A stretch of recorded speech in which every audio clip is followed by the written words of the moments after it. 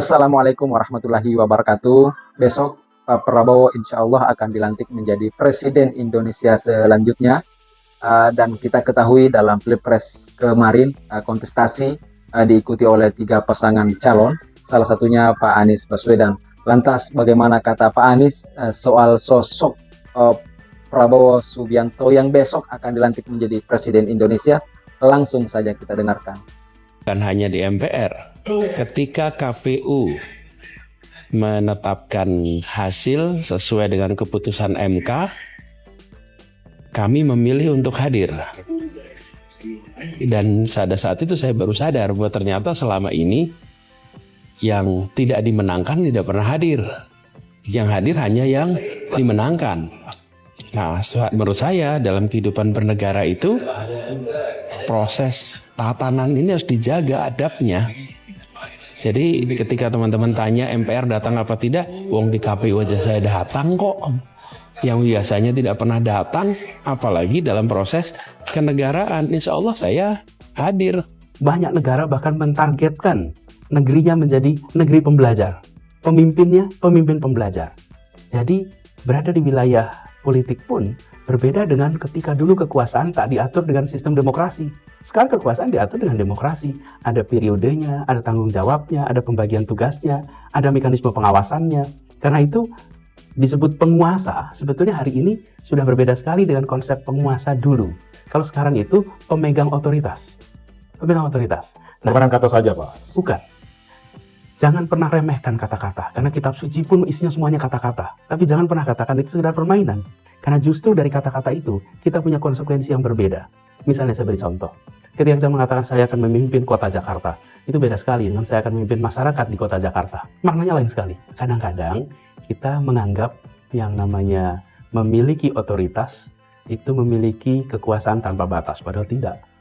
Di negeri yang demokrasi seperti kita, sebenarnya menjalankan otoritas ini sangat berbeda dengan konsepsi kekuasaan yang tradisional. Anda ingin memberikan seperti pendidikan kepada publik masyarakat Jakarta, tetapi menggunakan jalur yang menurut saya relatif perlu dipertanyakan.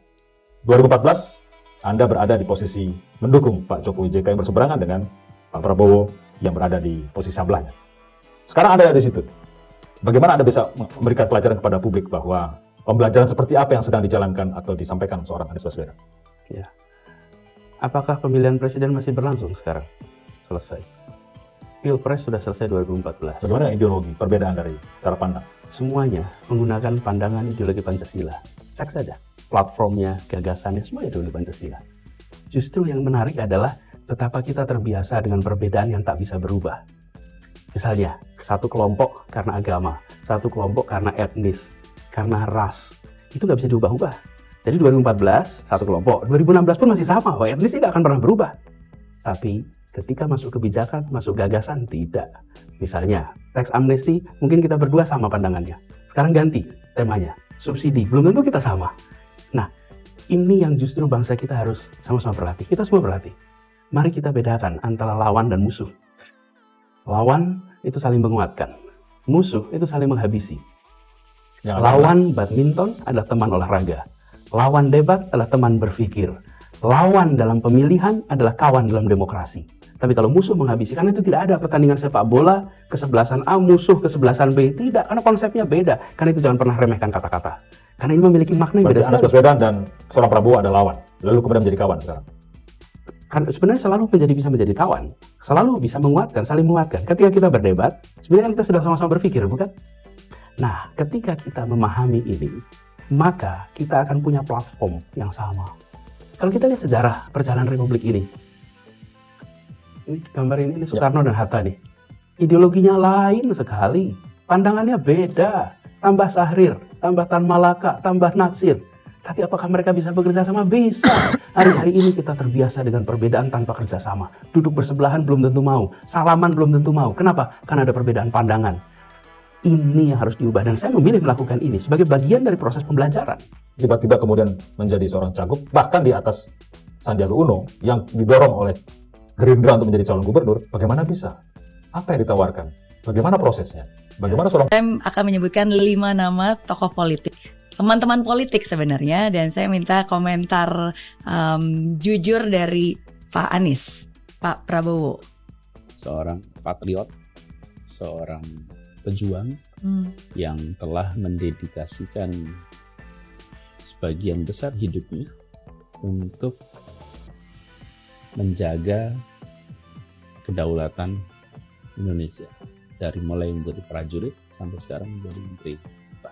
Ya, kita sudah mendengarkan bersama penilaian Anies Baswedan kepada sosok Pak Prabowo Subianto yang dalam kontestasi Pilpres kemarin menjadi rival yang paling panas di antara kedua pendukung, baik pendukung Pak Anies maupun pendukung Pak Prabowo sebagai presiden terpilih.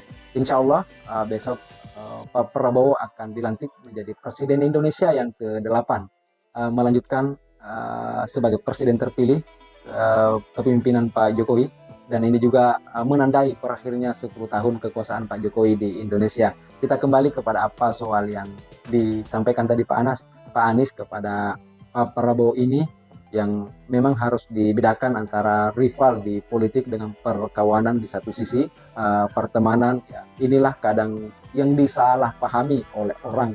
Politik ini kalau dicampur adukan dengan hal-hal lain maka hancurlah seluruh hidup kita.